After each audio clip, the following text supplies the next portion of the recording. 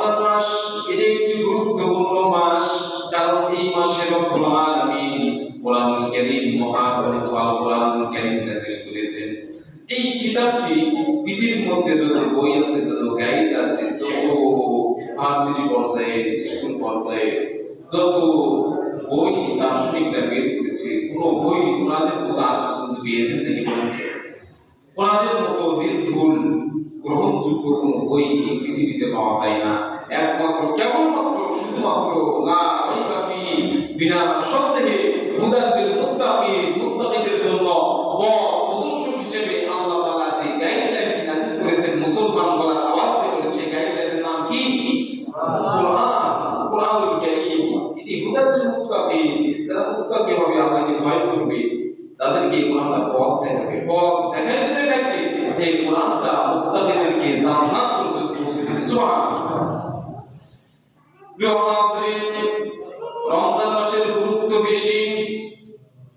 তন্মধ্যে থেকে একটি কারণ হচ্ছে রমজান মাসে আল্লাহ তাআলা পবিত্র মহাগ্রন্থ আল কোরআন নাযিল করেছেন। রব্বুল আলামিন কোরআনুল কারীমের সূরাতুল বাকারা 185 নম্বর আয়াতে আল্লাহ তাআলা সেই কথা স্পষ্ট করে দিয়েছেন। আল্লাহ তাআলা বলেছেন, শাহরুর রমাদানাল্লাযী উনজিলা ফীহিল কুরআনু হুদাল লিন-নাসি ওয়া বায়িনাতিন মিনাল হুদা ওয়াল ফুরকান।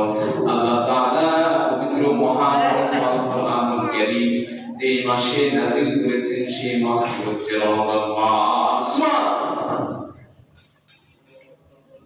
যার কারণে আল্লাহ তাআলা রমজান মাসের গুরুত্ব আল্লাহ তাআলা বৃদ্ধি করে দিয়েছেন, বাড়িয়ে দিয়েছেন।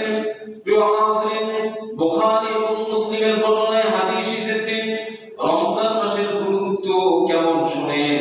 আল্লাহ নবীর নিকটতম সাহাবী হযরত আবু হুরায়রা রাদিয়াল্লাহু তাআলা আনহু তিনি বর্ণনা করেছেন, عن أبي هريرة رضي الله تعالى عنه قال قال رسول الله صلى الله عليه وسلم حضرت আবু হুরায়রা রাদিয়াল্লাহু তাআলা আনহু তিনি বলেন, আল্লাহ নবী সাল্লাল্লাহু আলাইহি ওয়াসাল্লাম তিনি বলেছেন, ইযা দাখালা রমাদান, যখন রমজান আসে, ফুতিহাত আবওয়াবুল জান্নাহ, আল্লাহ রাব্বুল আলামিনের যত জান্নাত আল্লাহ তাআলা তার বান্দাবান্দির জন্য তৈয়ার করেছেন, সৃষ্টি করেছেন, বানিয়েছেন, আল্লাহ তাআলা সমস্ত জান্নাতের দরজাগুলো আল্লাহ তাআলা খুলে দেন। সুবহানাল্লাহ।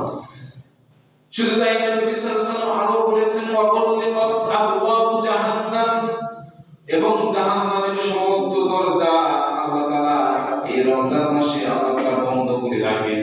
শুধু তাই নয়, বিশ্বনবী সাল্লাল্লাহু আলাইহি ওয়াসাল্লাম আরো বলেছেন, ওয়া সুলসিলাতিশ শায়াতিন, এবং এই মাসে রমজান মাসে যত শয়তান আছে, সমস্ত শায়াতিনকে আল্লাহ তাআলা এই মাসে বন্দী করেন, আটক করেন।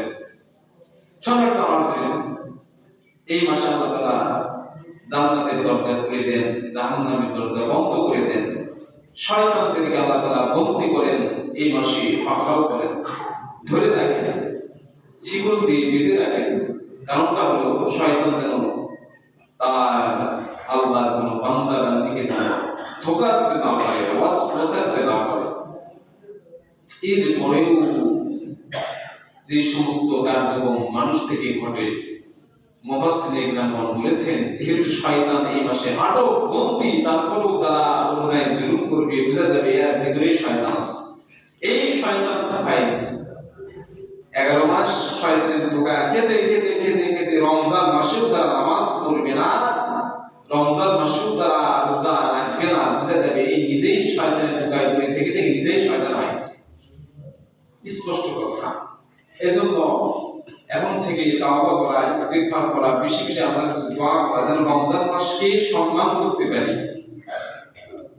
আর যদি পারা যায় আল্লাহর কাছে শহীদি মৃত্যু চাওয়া, শহীদি মৃত্যুর কোনো হিসাব নেই। আর এই দোয়াটা বেশি বেশি করা, যে আল্লাহ আমার তো মৃত্যু হবেই, আপনি রমজান মাসে আমার মৃত্যুটা দিন, রমজান মাসে মৃত্যুটা দিন আল্লাহ। এটা কি বলতে কি টাকা লাগবে নাকি?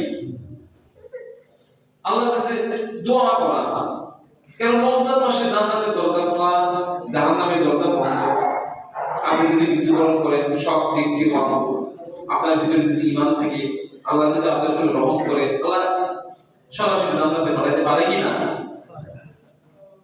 আল্লাহ কবুল করেন, বলেন আমিন।